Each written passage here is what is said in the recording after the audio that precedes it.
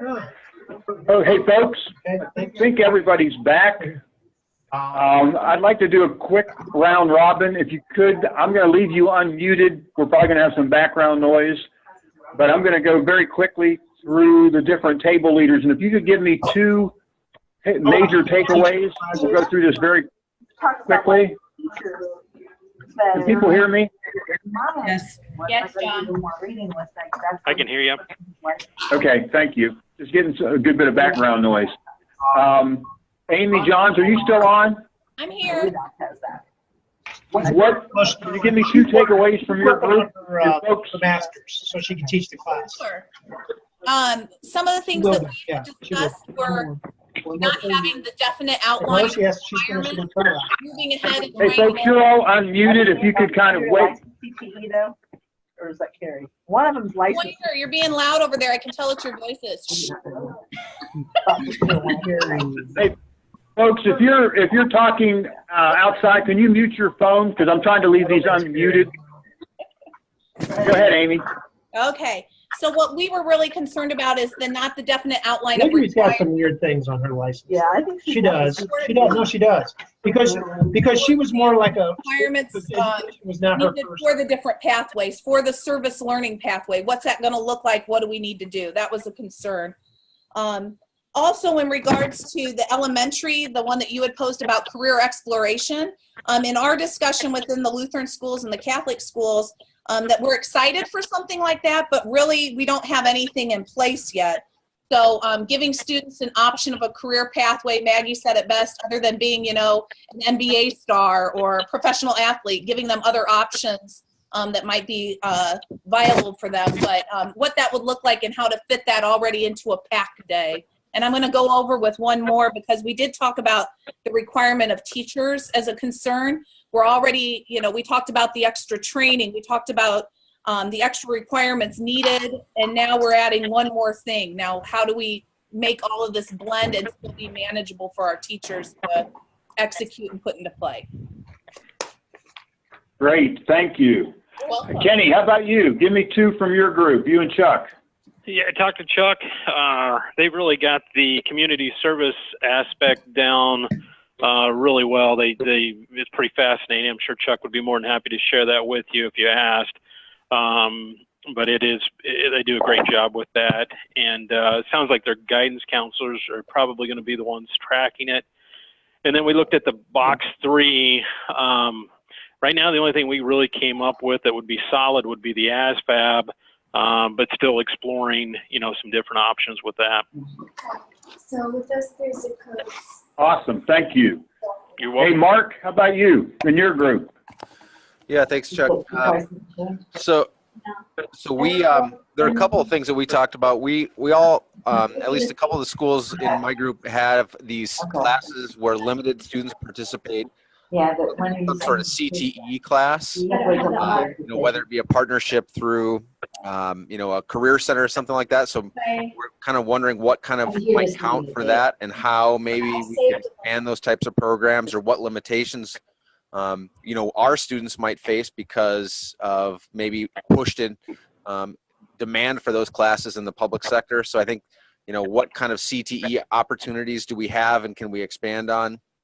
And then as far as the box 3, you know, we at least one thing we might consider or we were looking at is the possibility of a co-op. You know, some of the schools have offered a co-op or have done something like that in the past.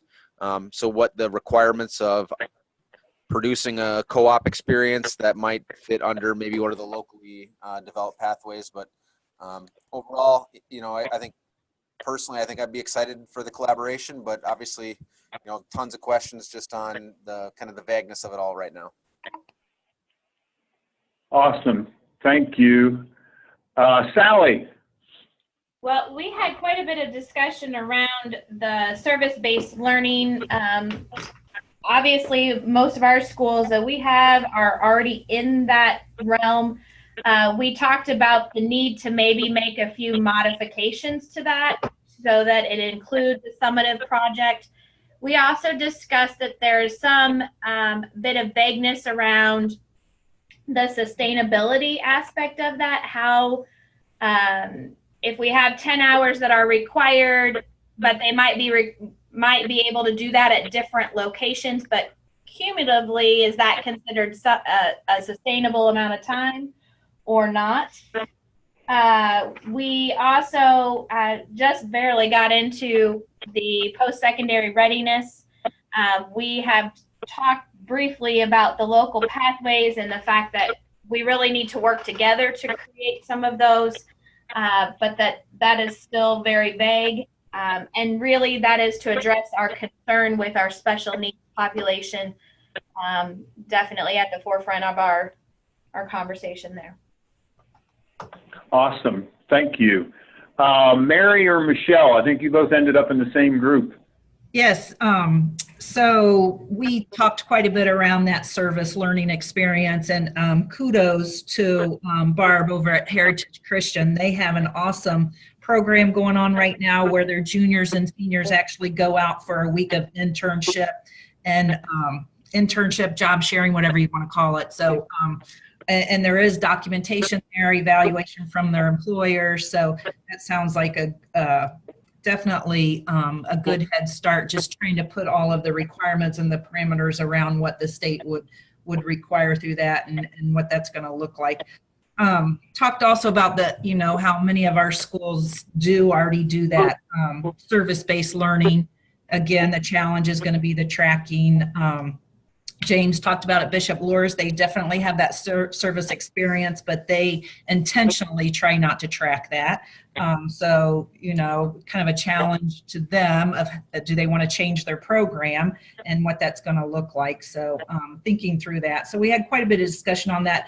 Talked a little bit about that third bucket and that locally created pathway. And again, sounds like it's going to be more of a process than what intentional and originally we thought, but it'll be interesting to see as those pathways do get posted on a public forum. It'll be nice to be able to collaborate and get some ideas from that. So awesome, thanks. And I didn't get into this. There are also locally developed CTE options, and as I understand from yesterday, because it's even more prescriptive than the locally developed pathways, a CTE locally developed pathway can be used as a locally developed pathway, but a locally developed pathway can't necessarily be used for a CTE pathway. And there are 2 CTE pathways that are already approved. One deals with a teacher cadet kind of option, and the other deals with an early learning option, just so you know the kind of things people are talking about out there. I know that Ben Potts left, had to leave. Peter or Steve, do you all have anything to add from your group discussion? Well, we found it was difficult to go to anybody and try to partner with them if we don't know which direction we're headed with this. We can't tell them what we need. Okay. Anything else that was not mentioned that people want to share for the good of the group? As I think has been pretty well said, is that this is a kind of a work in progress. And I know IMPA will continue and appreciate input that you have in terms of how we can help you in this transition. We'll continue to kind of explore at our level anyhow some general partners out there who would be willing to work with non-public schools. And we'd like to look at ways to keep the conversation moving and people being able to network and share to do that. So there's a possibility that maybe we'll have another follow-up from this webinar where we can do some more extensive networking and discussing once people continue to get their head more around it. The other thing that we've done in the interim is that Heidi has set up a private Facebook page for folks to be able to share things that they're working on, questions they may have, and she's going to let you know basically how you can be a part of that private Facebook page focused on networking around the pathways.